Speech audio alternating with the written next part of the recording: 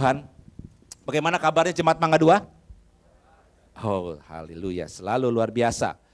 Tadi dikatakan sama worship leader bahwa kita masuk tahun kepenuhan Tuhan. Ayin, Gimel. Ada unta-unta yang akan datang, bukan unta beneran, saudara. Ya, tapi unta bicara tentang berkat-berkat. Ya, kalau tahun ini tahun multiplikasi, tahun lalu tahun multiplikasi dan promosi, maka masuk tahun depan kita masuk tahun kepenuhan Tuhan. Tuhan akan memenuhi saudara dengan seluruh keberadaannya.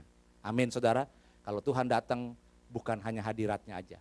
Segala sesuatunya, kuasa, kemuliaan, dan berkat-berkat Tuhan juga saudara pasti terima. Yang percaya katakan amin. Kasih tepuk tangan buat Tuhan Yesus. Terima kasih Tuhan. Haleluya. Saudara, saya mengumumkan sedikit, kita akan mengadakan doa keliling saudara ya minggu depan. Itu kita nggak biasanya mengadakan doa keliling, tapi maksudnya ini kali saya mengumumkan pada jemaat kalau saudara terbeban mau ikut dalam doa keliling yang akan diadakan pada hari Minggu saudara, minggu depan setelah ibadah kedua. Ya, saudara yang punya mobil boleh ikut, kita akan punya lokasi-lokasi yang harus kita kelilingi karena kita percaya bahwa tahun ini adalah tahun masa penuaian besar-besaran terakhir. Yang percaya katakan amin saudara. Kita berpartisipasi dalam gerakan Tuhan ini melalui doa. Ya. Puji Tuhan saudara, mari kita buka Alkitab kita dalam Lukas pasal yang ke-14. Injil Lukas pasal yang ke-14.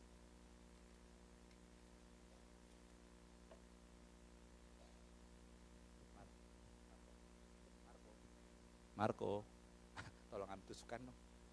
Tusukan ayat. Sedotan. Puji Tuhan. Lukas 14, kita akan membaca satu perumpamaan, ada situ ya. Oke. Satu perumpamaan di dalam ayatnya yang ke-28, saudara.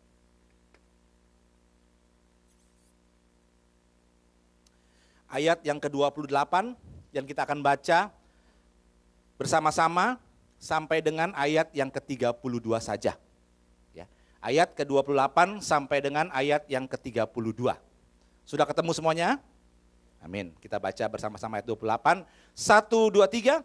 Sebab siapakah di antara kamu yang kalau mau mendirikan sebuah menara, tidak duduk dahulu membuat anggaran biayanya. Kalau-kalau cukup uangnya untuk menyelesaikan pekerjaan itu. Supaya jikalau ia sudah meletakkan dasarnya dan tidak dapat menyelesaikannya, jangan-jangan semua orang yang melihatnya mengejek dia. Sambil berkata, orang itu memulai mendirikan tetapi ia tidak sanggup menyelesaikannya. Atau raja manakah yang kalau mau pergi berperang melawan raja lain, tidak duduk dahulu untuk mempertimbangkan apakah dengan 10.000 orang ia sanggup menghadapi lawan yang mendatanginya dengan 20.000 orang. Jikalau tidak, ia akan mengirim utusan selama musuh itu masih jauh untuk menanyakan syarat-syarat perdamaian. Saudara, saya percaya banyak firman Tuhan dikupas masalah ini tentang the cost of discipleship atau harga yang harus dibayar dalam mengikuti Yesus. Tapi saudara, pagi ini saya nggak lihat dari sudut pandang itu. Saya mau lihat ini dari sudut pandang yang Tuhan lihat mengenai yang namanya kompetensi. Kompetensi. Kompetensi itu kemampuan, keahlian dicampur jadi satu. Saudara, Tuhan sedang bercerita bahwa dalam perumpamaan ini kedua orang tersebut, yang pertama yang membangun menara, yang kedua itu raja, itu tidak memiliki kompetensi sehingga menaranya nggak kebangun, perangnya nggak bisa dimenangin. Ya, saudara, ternyata Tuhan bukan saja mengajar kepada kita tentang harga daripada sebuah murid Yesus, tapi juga Tuhan mengajar kepada kita, dia kepingin saudara dan saya itu memiliki sebuah kompetensi di dalam hidup ini. Yang mau katakan amin.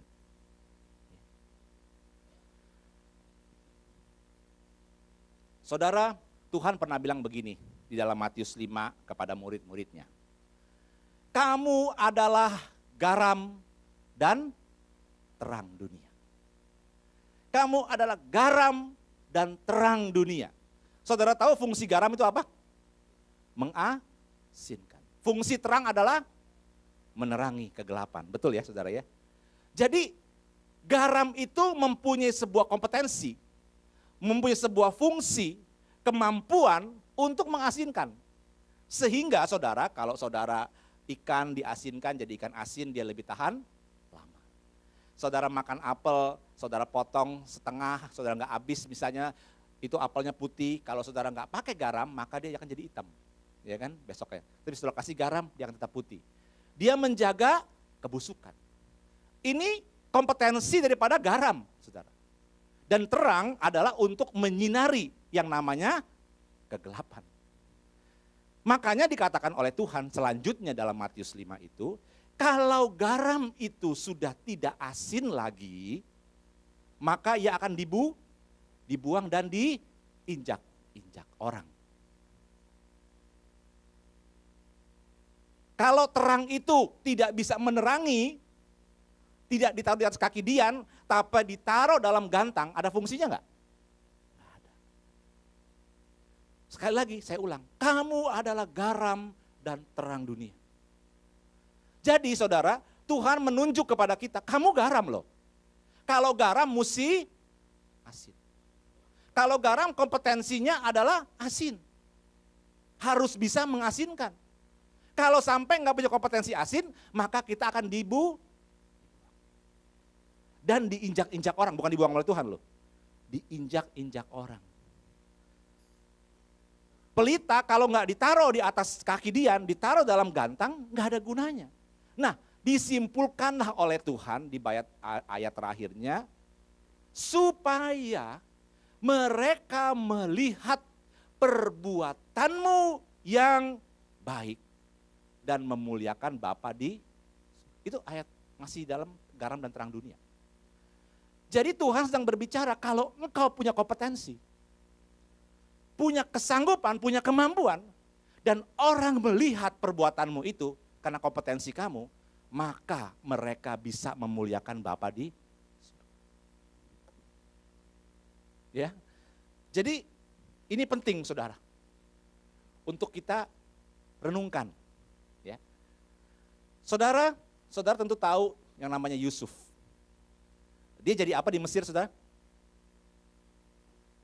Bukan budak. Budak pertamanya. Akhir hidupnya apa? Perdana Menteri. Kira-kira tinggi nggak jabatan Perdana Menteri saudara? Tinggi banget. Dan Firaun berkata, hanya tahta inilah yang membedakan aku dengan kamu. Mungkin si Firaun duduk di tahta kebesaran kerajaan Mesir. Saudara, Yusuf enggak. Hanya tahta ini. Di luar ini, kamu sama dengan saya. Bayangin, tinggi banget saudara. Jabatan itu. Saya ajak saudara berpikir sedikit. Menurut saudara, Mesir itu negara yang budaya tinggi apa rendah? Kenapa saudara bilang tinggi? Enak aja main tinggi aja. Karena bisa bangun sphinx ya. Bisa bangun apa lagi? Piramid. Itu sulit tuh saudara bangunnya. Budayanya tinggi. Orang-orangnya pasti ahli dan pintar apa tidak? Iya, pasti. Saudara, kira-kira saudara dari pengalaman hidup pribadi aja, kalau ada orang pinter, keluarganya semua rata-rata ada profesor, maksudnya sarjana semua, S2 semua, saudara. Ya. Mapan. Kemudian dia terima pembantu, kira-kira dia mau nggak dudukin pembantunya menjadi wakil dia di rumahnya? Mau nggak? Enggak, kalau nggak bisa apa-apa pembantunya. Mau, kalau pembantunya lebih hebat dari, atau memang mempunyai kompetensi. Jadi Yusuf, saudara, bisa duduk di dalam kerajaan Mesir sebagai Perdana Menteri. Memang saya bukan menyampaikan Tuhan, enggak loh saudara. Tuhan membuka jalan. Tuhan memberikan favor. Tahun perkenanan. Tuhan memberikan favor kepada Yusuf. Jelas Alkitab berkata. Tapi tidak serta-merta ketika Tuhan memberikan favor, Yusuf langsung jadi pinter, celung aja. Nggak bisa saudara. Dia perlu belajar. Dia perlu menggali talentnya, bakatnya, kemampuannya saudara. Dia perlu itu. Sehingga dia bisa duduk jadi Perdana Menteri Mesir. Nggak mungkin tuh Firaun saudara dengan ahli-ahlinya bisa menerima Yusuf kalau Yusuf cuma naksirin mimpi saja. Nggak mungkin. Pasti mereka melihat kompetensinya, kemampuannya saudara. Dan Yusuf belajar di dalam hidupnya untuk meningkatkan kompetensi melalui apa? Melalui pengalaman hidupnya selama 13 tahun. Selama 13 tahun. Dia diproses dari mulai anak manja yang tidak tahu apa-apa, menjadi budak, dibuang, dibenci sama saudara-saudaranya. Dia nggak tahu kalau dia itu kata-katanya menyakitkan saudaranya. Dia nggak tahu saudara. Tapi dia belajar. Ketika dia dibuang, dia belajar bahwa saudara-saudaranya nggak suka sama dia karena mungkin dia sombong. Tapi dia belajar terus sehingga sampai di rumah Potifar. Potifar juga orang pintar saudara. Potifar itu kepala pengawal, pas pampres istilahnya. Kepalanya saudara. Kalau nggak pintar nggak dipakai sama presiden untuk ngawal dia. Pasti pintar. Dan kalau sampai Potifar mempercayakan seluruh isi rumahnya kepada Yusuf, berarti Potifar melihat bahwa Yusuf memiliki kompetensi. Saudara, banyak orang Kristen berpikir cukup dengan doa dan Tuhan. Betul saudara, itu nomor satu. Tuhan buka jalan, Tuhan angkat saudara, Tuhan kasih kesempatan. Tapi ketika kita enggak meningkatkan kompetensi kita, kesempatan yang Tuhan sudah buka gagal saudara. Yang mengerti katakan amin saudara. Ya. Yusuf ngerti ini. Yusuf ngerti ini. Makanya banyak orang di dalam pelayanan itu ketika tidak memiliki kompetensi, dia gagal saudara. Begitu di gereja, begitu mengebu-ngebu, ya kita akan menyerbu marketplace. Kita akan menangkan jiwa-jiwa bagi Tuhan di kalangan dunia sekuler, di tempat pekerjaan, di bisnis dan sebagainya. Tapi begitu mereka masuk ke dalam bisnis, mereka kaget saudara. Ternyata tidak mudah, dihina, enggak diladenin. Kenapa saudara? Saudara masuk marketplace, dunia kerja. Udah jelas dunia kerja itu dunia kompetensi. Kompetensi dan kompetisi, betul ya?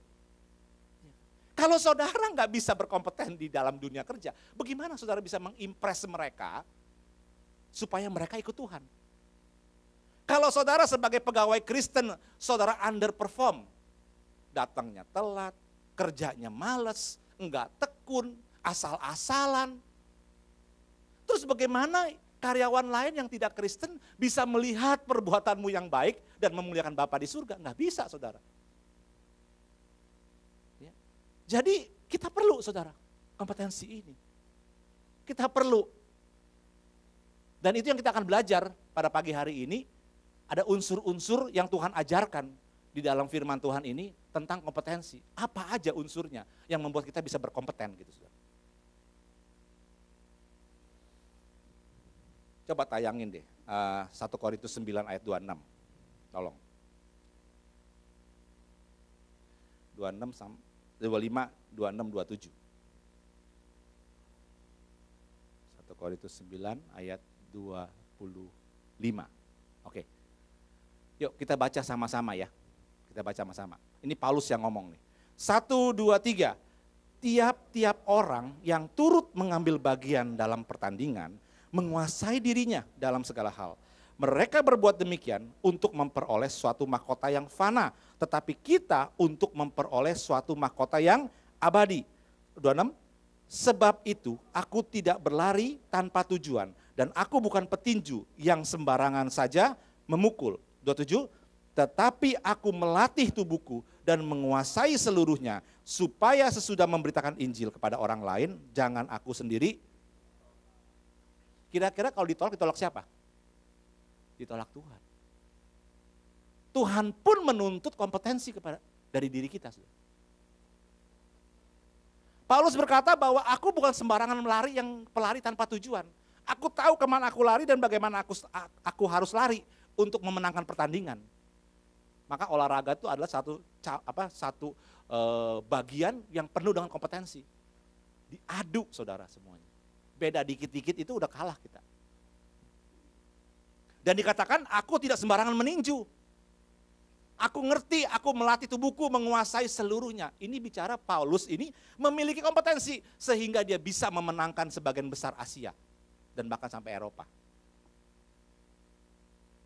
Ya, dia melatih saudara tubuhnya. Sehingga pada akhirnya dia berani berkata, coba 2 Timotius 4 ayat 7, tayangin lagi.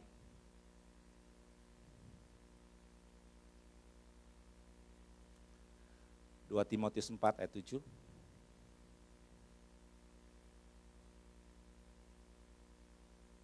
Oke, kita baca lagi sama-sama. Yuk, 1, 2, 3. Aku telah mengakhiri pertandingan yang baik. Aku telah mencapai garis akhir. Dan aku telah memelihara. Saudara, ini pengertian kompetensi. Kompetensi adalah ya kemampuan seseorang untuk menyelesaikan, melakukan tugas dengan baik dan benar. Kemampuan seseorang untuk melakukan tugas yang diberikan dengan baik dan benar. Ini kompetensi. Orang yang kompeten artinya orang yang mampu, ya, dia mampu untuk mengatakan, merencanakan, dan melakukan apa yang dia mau. Dia mengatakan, dia merencanakan, dan dia melakukan apa yang dia mau.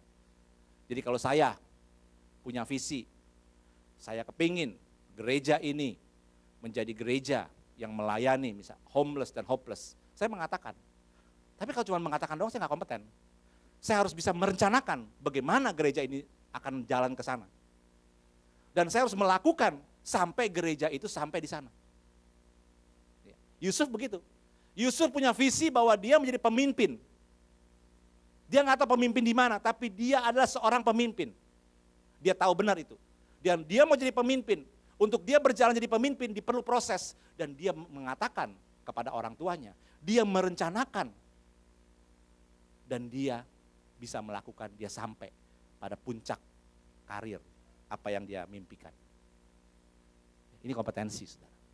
Dan ini sangat diperlukan di dalam pelayanan maupun di dunia kerja. Saudara, kita baru punya gubernur baru ya, kalau menurut quick count, gitu kan. Jadi Pak Jokowi dan Pak Basuki atau Ahok. Ya kan. Saudara, saya baca di koran, kenapa Pak Fauzi itu kalah gitu. Padahal udah didukung partai yang begitu banyak, sudah begitu besar.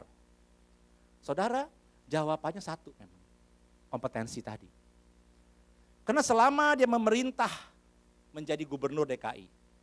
Saudara dan saya yakin di ruangan ini, kecuali saudara pendukung Pak Fauzi, saya pikir, ya, pasti berkata gagal dia. Macet nggak pernah beres, banjir nggak pernah beres, Jakarta makin semrawut. Kenapa dia? Karena dia nggak kompeten. Dia tidak menunjukkan bahwa dia bisa mengatakan, dia bisa merencanakan, tapi dia mungkin tidak bisa melakukan. Dia belum kompeten. Sehingga semua orang di sini jadi kecewa istilahnya. Nggak mau lagi ah. Yang baru sih belum tentu juga bisa saudara. Tapi minimal karena kita menilai orang ini nggak kompeten, kita pilih orang lain. Mudah-mudahan ya kan, ya kita berdoa supaya bisa lebih kompeten. Gitu. Juga timnya tidak kompeten untuk menganalisa demografinya Jakarta saudara. Bahwa orang Jakarta yang Betawi-Betawi itu sudah nggak tinggalnya di Jakarta saudara. Tinggalnya ada di Bekasi, Tangerang, udah pada pindah. Yang di Jakarta kaum profesional dari berbagai suku bangsa yang ada di Jakarta. Penilaian orang Jakarta saat ini itu udah mirip-mirip dengan penilaian kota-kota dunia yang lain. Nggak bisa seperti cuman, ayo ya nih ada sembako, nggak bisa saudara begitu. Karena udah banyak perumahan-perumahan, apartemen-apartemen mewah di sini. Mereka tidak bisa dipengaruhi oleh uang, janji-janji kosong, nggak bisa. Nah ini masalah kompetensi. Jadi saudara, hari ini kita mau belajar. Karena Tuhan Yesus juga minta, kalau kamu menjadi muridku, kamu pun harus memiliki kompetensi, memiliki kemampuan untuk melakukan tugas dengan baik dan benar. Yang mau katakan amin. Yang mau katakan amin. Diprovokasi dulu, baru amin. Bengong, gak ngerti, bingung. Saudara, mari kita lihat ya di dalam Lukas 14 tadi. Apa unsur daripada kompetensi itu? Unsur daripada kemampuan, keahlian kita.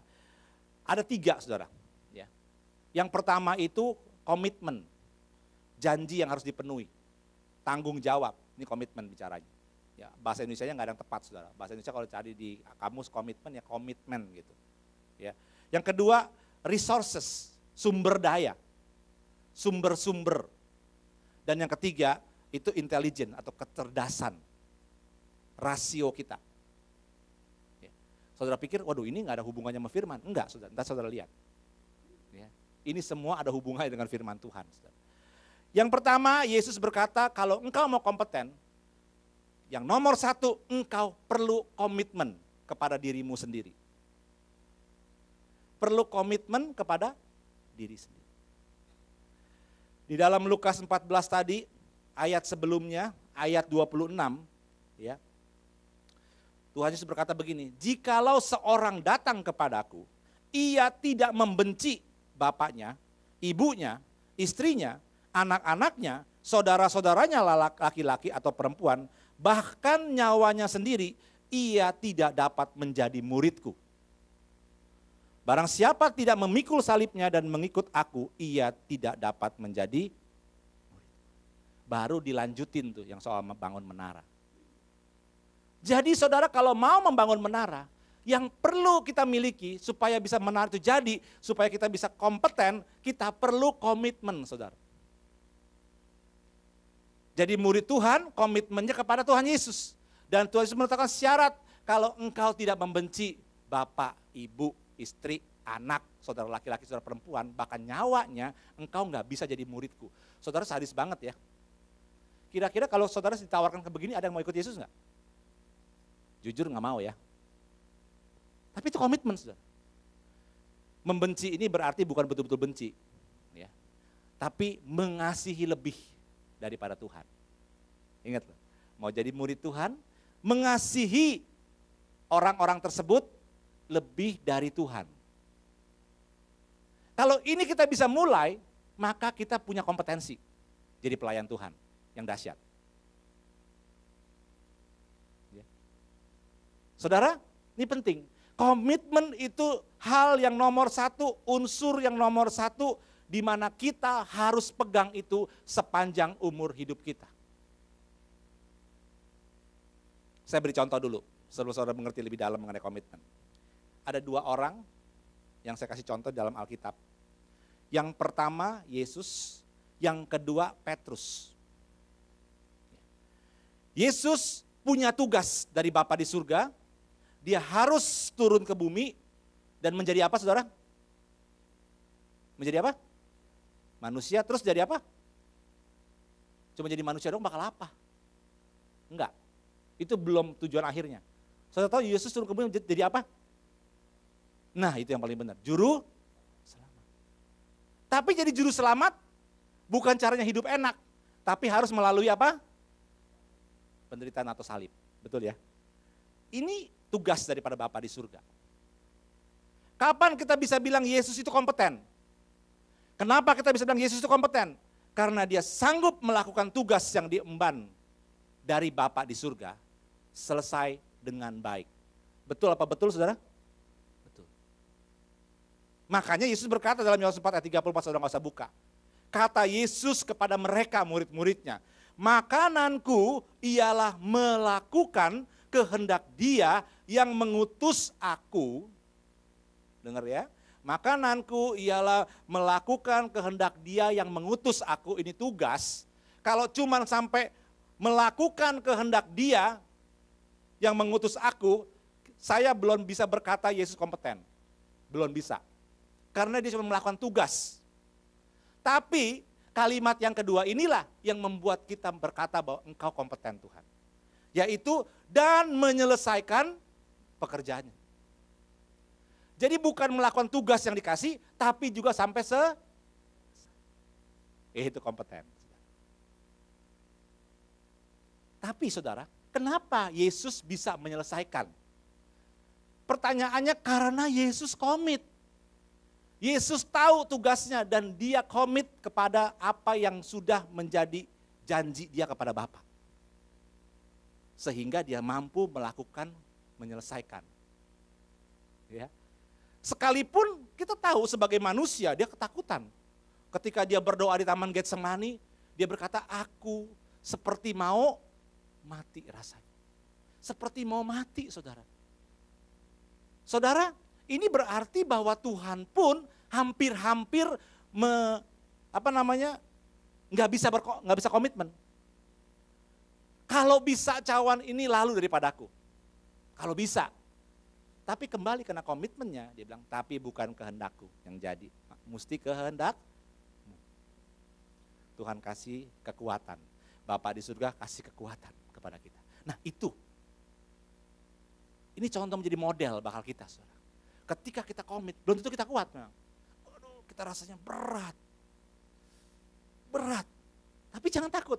Bapa di surga pasti menyediakan penyertaan dan pertolongan. Yang mengerti katakan amin. Tapi kita tetap mesti komit. Saya mau kerja keras. Saya mau jadi manajer misalnya. Di tempat di mana saya bekerja. Saya kerja keras. Kadang-kadang ketika saudara kerja keras, saudara rajin, banyak orang yang nggak rajin, ingin saudara. Membuat saudara jadi malas, menggoda saudara, bahkan mengejek, atau bahkan menjatuhkan, menggosipkan. Berat tuh saudara. Saudara perlu doa. Tuhan, saya mau punya kompetensi, saya mau naik jadi manajer, saya mau kerja keras, kerja dengan sebaik mungkin, kerja dengan jujur. Nah Tuhan itu kasih kekuatan kepada saudara. Jangan kita doa, Tuhan saya mau jadi manajer. Tapi ya kalau bisa saya kerjanya asal-asalan aja Tuhan. Tuhan tolong dong jamah bos saya, jamah. Supaya tiba-tiba atau butakan matanya, tiba-tiba dia ngangkat saya. Dari antara sekian banyak karyawan, saya kepilih Tuhan. Emang cap-cip saudara milihnya? Kan enggak dilihat. Di dunia itu kan ada macam-macam, ada balance scorecard, ya, ada Six Sigma dan segala macam saudara, kalau saudara ngerti. Jadi itu semua alat ukur untuk kompetensi. Layak enggak saudara duduk di sini? Yusuf layak duduk jadi Perdana Menteri. Daniel layak duduk jadi orang nomor 2 di kerajaan dengan 4 raja. Layak dia, karena dia memiliki kompetensi. Yusuf bisa layak, bisa berkompeten karena dia komit, saudara. Dia komit bahwa dia tidak mau ya, hidupnya itu jadi sumber kepahitan. Dia bisa pahit hati dengan saudara-saudaranya. Yang saudara-saudaranya mau bunuh dia, buang dia. Dia bisa tergoda dengan istrinya Potifar. Dia bisa kepahitan juga sama juru minum, dilupakan di penjara. Bisa saudara, tapi Yusuf gak mau itu. Dia komit. Saya anak Allah, saya punya Tuhan, saya yakin Tuhan bisa sanggup melindungi saya. Dia komit saudara. Jadi unsur pertama kompetensi itu kita mesti punya komitmen. Daniel komitmen dari pertama, saya tidak mau makan makanan raja, gak mau. Gak perlu. Dia komit juga bahwa dia akan tetap berdoa sehari 3 kali. Sekalipun diancam, kalau siapa yang mengajukan permohonan kepada bukan raja akan masukin gua singa. Dia gak peduli, dia komit, dia tetap doa. Itu komitmen. Ya. Jadi melalui komitmen, saudara dan saya itu bisa menjadi orang yang kompeten. Jadi ingat saudara, sebelum kita berkompeten, kita perlu menjaga dan memiliki yang namanya komitmen. Saudara, saya bisa berkhotbah, bisa jadi gembala, tentu campur tangan Tuhan sangat banyak, pasti. Tapi di luar itu saudara, saya juga sama seperti saudara dulu jemaat biasa.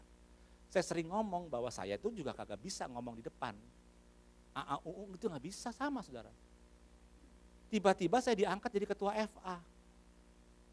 Tugasnya berat saudara, ketua FA di mana anggota FA saya itu ada banker, ada pedagang di Mangga 2, ada profesional. Lah saya waktu itu masih jadi orang biasa saudara.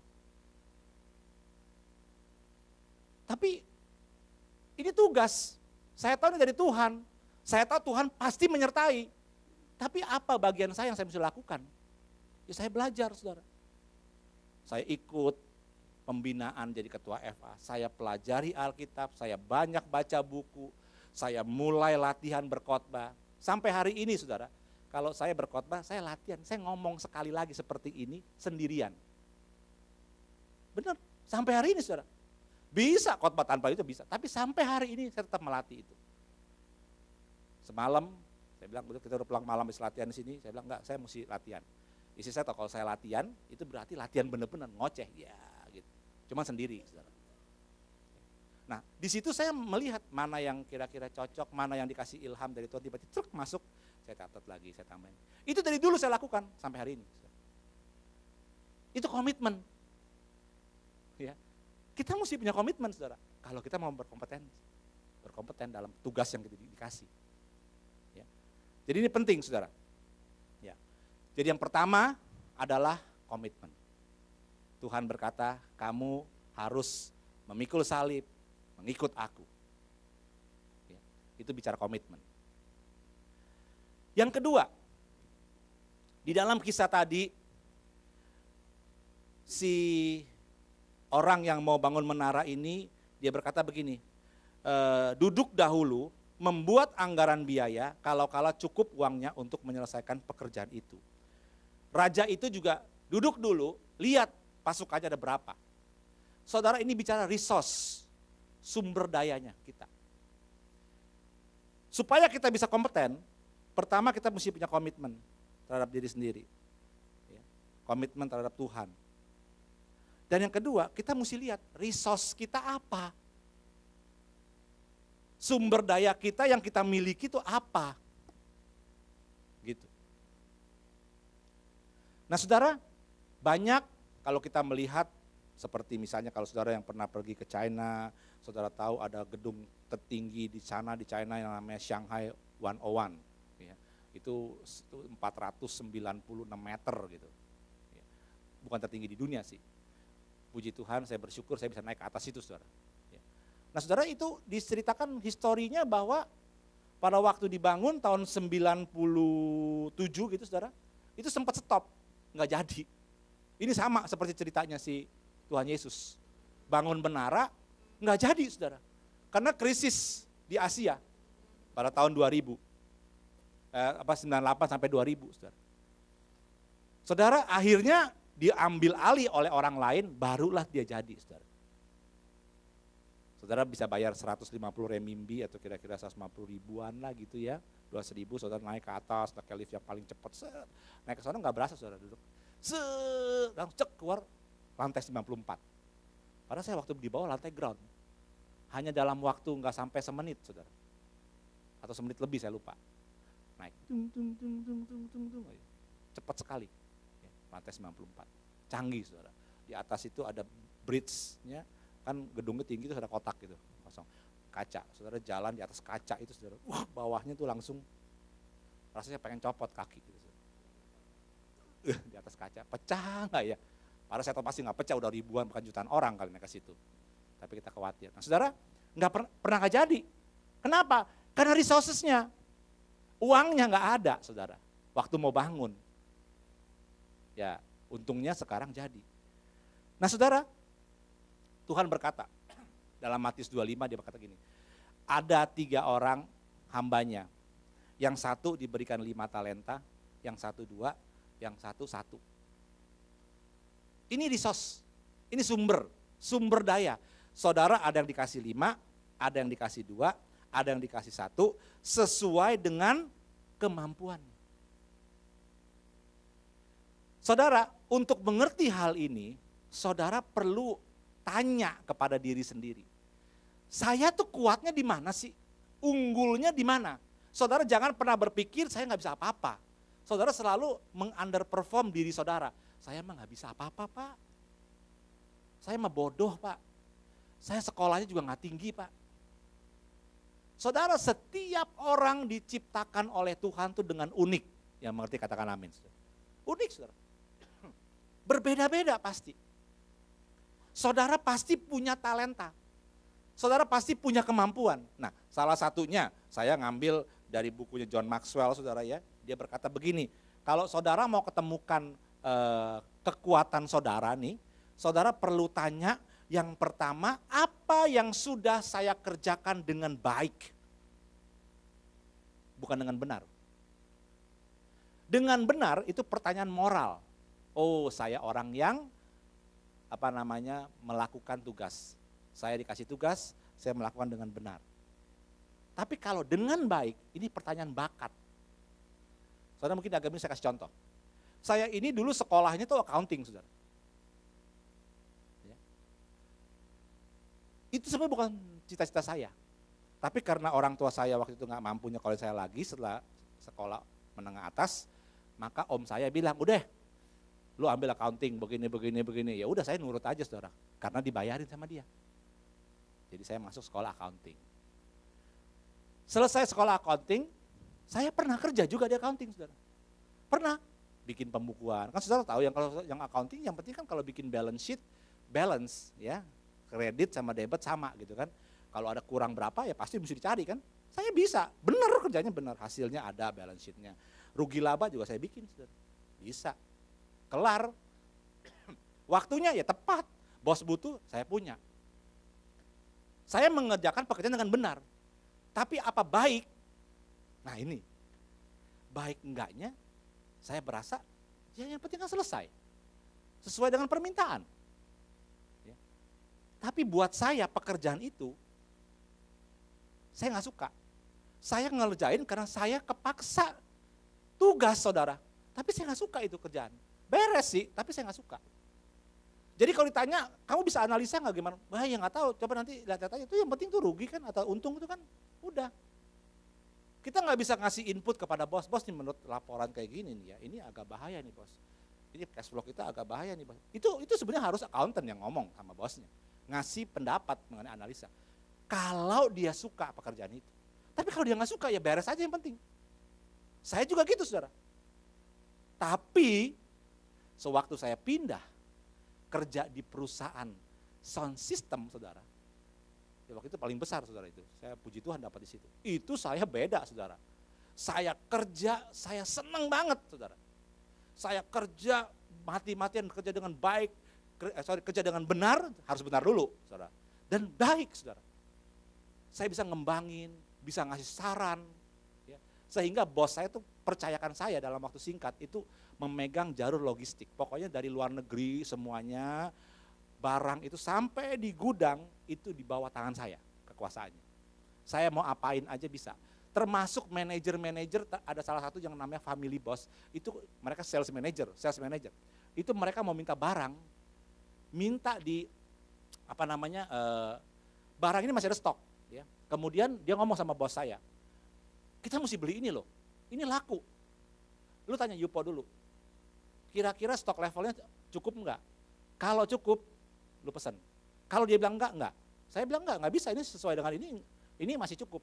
Bapak jual sebulan cuma sekian, ini masih cukup, enggak bisa Pak. Enggak dikasih sama bos. Saudara, ini karena saya suka, saya bisa memberikan analisa ke bos sampai kayak begitu. Saya hubungan dengan luar negeri langsung. Makanya kalau hari ini saya bisa berhubungan dengan luar negeri, saya tahu itu karena kemurahan Tuhan. Tuhan bukakan kesempatan, tapi saya lakukan, saudara, ingat. Ya, saya belajar. Nah saudara, itu saya suka banget, saudara.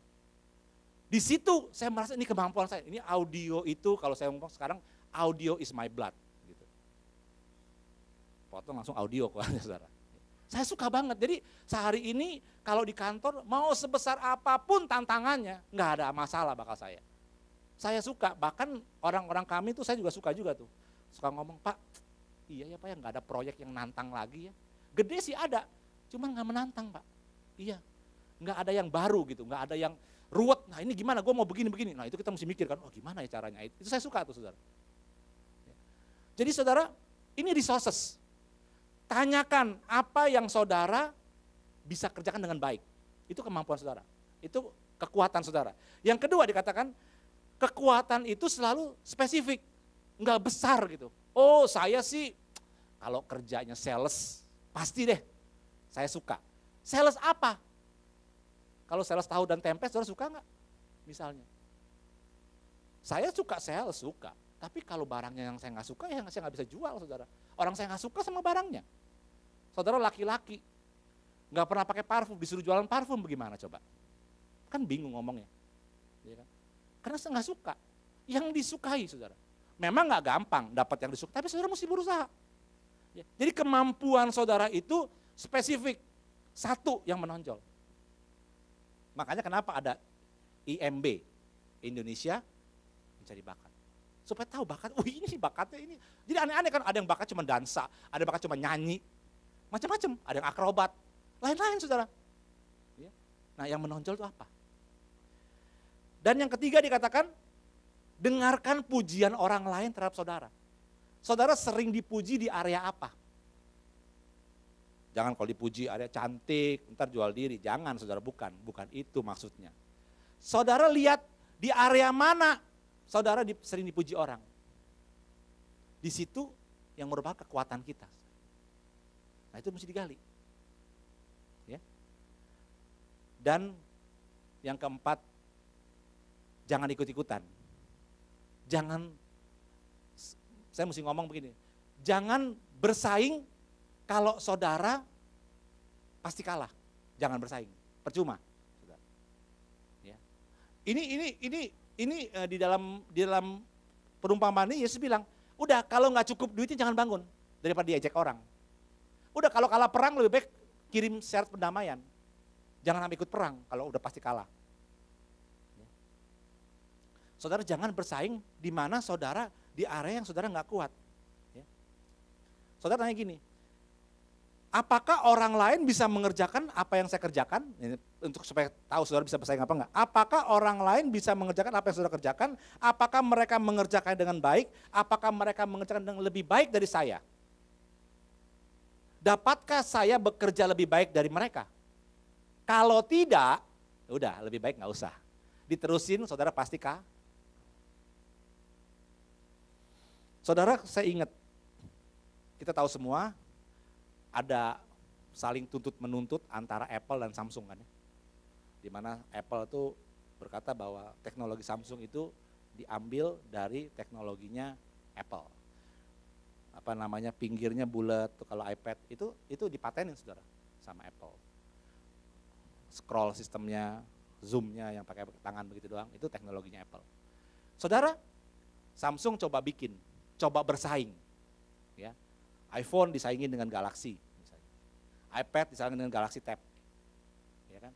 Saudara, ternyata ketika di Amerika, ketika mereka bersiteru di Amerika melalui pengadilan, Apple tuh menang dan dia mau tuntut Samsung terhadap produk yang sudah dijual di pasar harus bayar denda per produk sekian. Misalnya.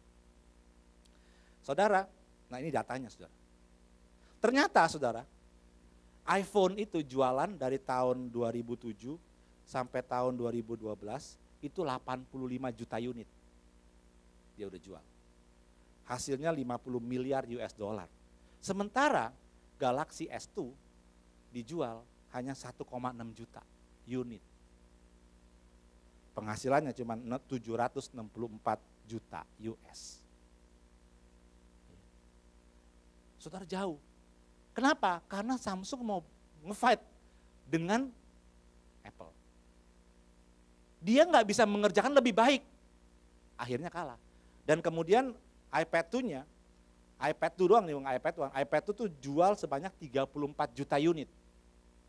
Selama tahun 2010 sampai 2012, cuma 2 tahun, 34 juta unit. Sementara Samsung Tab yang 10.1 yang sama kayak Apple, ya kayak iPad itu cuma 585 ribu.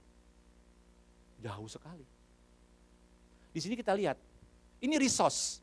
Kalau kita nggak bisa bersaing, jangan bersaing. Cari di tempat di mana kita unggul. Nah, Samsung pinter, dia keluarin Galaxy Note. Ya kan?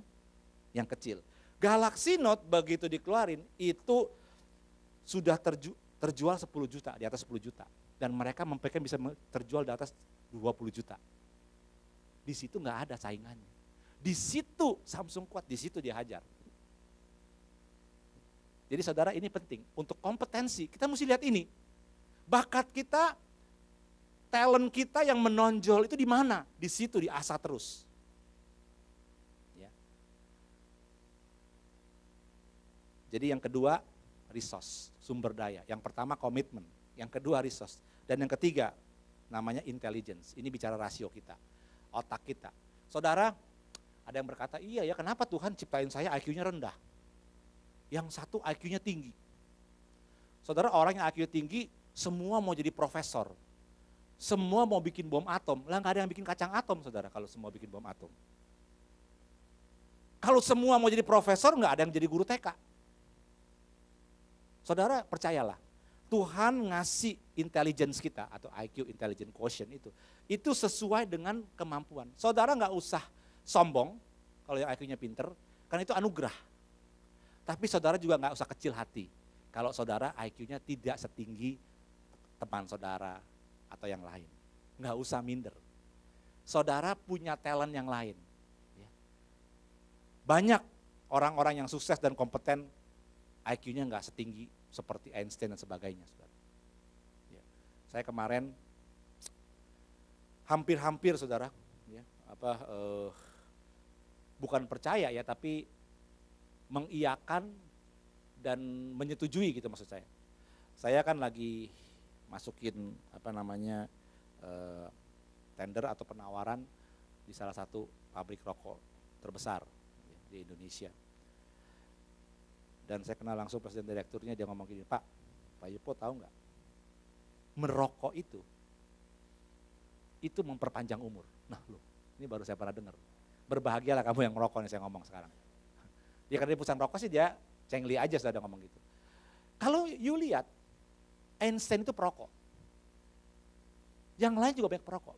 Itu akan mengaktifkan satu zat di tubuh kita, sehingga kita bisa makin kreatif. Sorry saudara, ini saya ngomong bukan suruh ngerokok saudara. Ntar saya pulang dari sini, Pak pendeta udah ngomong boleh ngerokok nih, gawat. Ya kan, makin banyak yang bawa rokok udah terang-terangan. Pak, kreatif. Ya kan, bisa bikin kreatif. Oh tidak saudara. Ya. Jadi saudara, dia cerita seperti itu. Ada dokter di Indonesia yang menyelidiki tentang asap rokok ini. Yang menjadi bahaya kalau asap rokok itu dihisap bersama-sama dengan udara kotor dan sebagainya. Tapi kalau cuman asap rokoknya doang, itu membawa umur panjang. Saya cuma tanya gini, Bapak ngerokok enggak? Enggak. Bapak presiden direktur nggak ngerokok, saya yang ikut Bapak aja. Ya kan? Jadi kan lebih gampang. Nggak usah berdebat, biarin aja, saudara. Dan itu pengetahuan. Tapi nanti saya mau korek lagi, apa sih yang menyebabkan orang bisa umur panjang kalau ngerokok gitu saudara ya? Mau diseminar di sini enggak?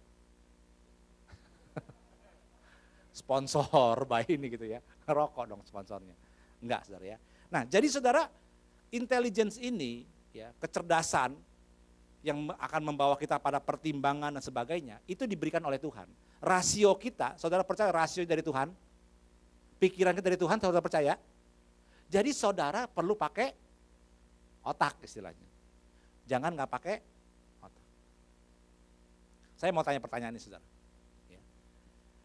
Saudara itu mengerti dulu baru percaya, apa percaya dulu baru mengerti? Saudara itu mengerti dulu baru percaya, atau percaya dulu baru ngerti? Kita ngomong sama Tuhan dah. Percaya dulu baru ngerti, apa ngerti dulu baru percaya? Percaya dulu baru ngerti. Itu jawaban yang tepat memang. Percaya dulu baru ngerti. Kenapa saudara? Karena kita nggak mungkin bisa ngerti Tuhan, betul?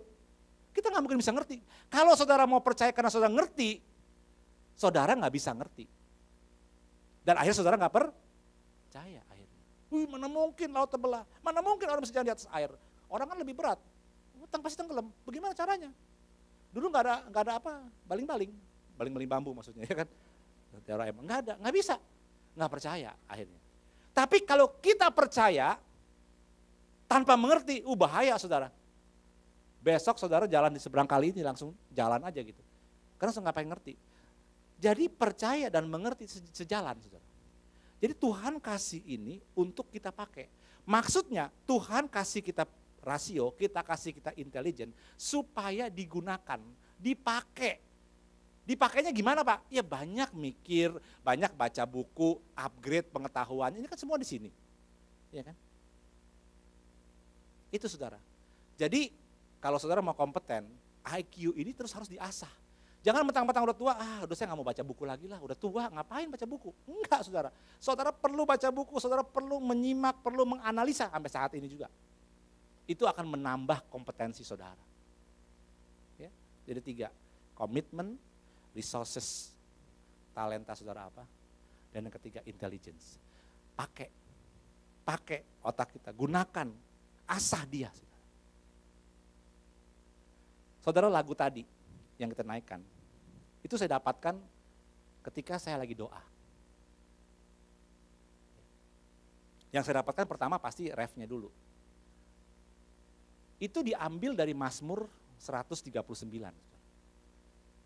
Dan saya tuh kagum saudara. Ketika saya membaca Mazmur ini saudara, saya kagum sama Daud yang ngarang. Daud bilang doa di hadapan Allah yang maha tahu. Dia bilang sebab engkaulah yang membentuk buah pinggangku, engkaulah yang menenunku. Aku bersyukur karena kejadianku ajaib dan dahsyat. Dahsyat oleh karena engkau. Jadi saudara dan saya diciptakan oleh Tuhan itu dengan dahsyat dan ajaib. Yang mengerti katakan amin. Saudara dan saya pasti memiliki kompetensi. Yang mengerti katakan amin. Daud itu terheran-heran karena dia seorang gembala domba, kambing domba yang 2-3 ekor. Dia ngarang lagu ini ketika dia duduk jadi raja. Saudara pikir seorang raja gak punya kompetensi memerintah, gak punya kompetensi untuk memikirkan strategi? Pasti punya saudara. Dan dia di Alkitab gak dicatat dia belajarnya. Di Alkitab gak dicatat dia baca bukunya dari mana. Tapi dia pasti belajar, dia pasti mengupgrade inteligensianya. Karena apa? Karena dia tahu bahwa saya itu dahsyat dan ajaib. Setiap saudara dan saya sama. Saudara dan saya dahsyat dan ajaib. Jadi saudara, Tuhan perlu itu.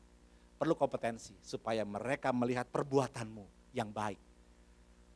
Yang luar biasa, yang berkompeten, mereka memuliakan Bapa di surga. Ketika saudara punya kompetensi, orang bilang, kau hebat, saya mau ikut kamu, bagaimana kamu bisa begini, demikian. Nih yang saya percayai ini, nih yang saya ngerti gini caranya. Gitu saudara. Yang mau punya kompetensi katakan amin. Kasih tepuk tangan buat Tuhan Yesus. Mari kita masuk dalam perjamuan.